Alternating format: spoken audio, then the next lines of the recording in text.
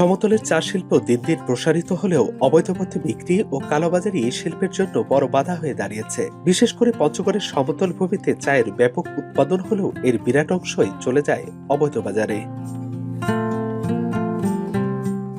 চা শিল্পকে এগিয়ে নিতে এবং সব প্রক্রিয়া আরো স্বচ্ছ করতে টি-সফট নামের একটি বিশেষ অ্যাপস তৈরি করেছে বাংলাদেশ চা বোর্ড। এই অ্যাপসের মাধ্যমে চা পাতা উত্তোলন থেকে শুরু করে কারখানায় প্রক্রিয়াজাতকরণ সহ নিলাম বাজারে বিক্রি পর্যন্ত সব তথ্য সংযুক্ত থাকবে। কোন পরিবহনে কোন কারখানার চা কোথায় যাচ্ছে তাও ট্রেকিং করা যাবে সহজেই।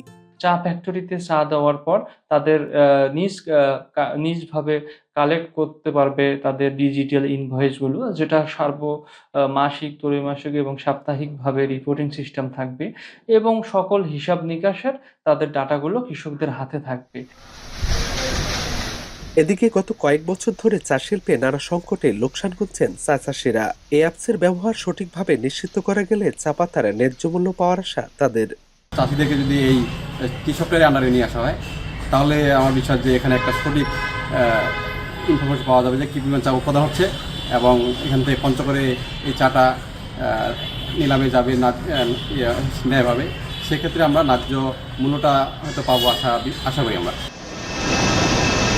কারখানায় চা ক্রয় ও উৎপাদনী তথ্যের পাশাপাশি সমতলের সব চা চাষির তথ্য টি-সফট অ্যাপসে সংরক্ষণের দাবি জানিয়েছেন কারখানা মালিকরা। আমাদের পঞ্চগড়ের চা শিল্পের জন্য একটা অত্যাবশ্যকীয় জিনিস, এটাকে আরও ডেভেলপ করতে হবে। বর্তমানে যতটুকু আসছে তার মাধ্যমে টি বোর্ড অনেক স্বচ্ছতা চলে আসছে।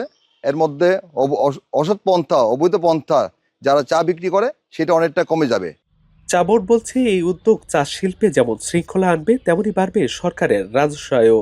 আপনাকে বারবার আমরা বিরক্ত করব না কিংবা সরকারি কোনো সংস্থায় বিরক্ত করব না যে আপনি কত কেজি চা তৈরি করেছেন, কত কেজি চা ডিসপাস করেছেন, কত কেজি চা আপনার ফ্যাক্টরিতে আছে। এইটা ওই টি অ্যাপসটি ঢুকলেই আমরা তথ্যগুলো পেয়ে যাব। উত্তরবঙ্গের চায়ের কোয়ালিটির ব্যাপারটা উন্নতি হবে এবং এই সকল যেটা চোরাচালানি বলছি এটাতেও যেন এটাকে বন্ধ করার ব্যাপারে আমরা প্রয়োজনীয় পদক্ষেপ নেব। গেল বছরের ডিসেম্বরে টি-সফট অ্যাপসটি চালুর পর থেকে এখন পর্যন্ত 30টি চা প্রক্রিয়াজাতকরণ কারখানা এবং সমতলের 8,000-এর মধ্যে 1,500 চা চাষির তথ্য হালনাগাদ করা হয়েছে। লুৎফর রহমান, এখন, পঞ্চগড়।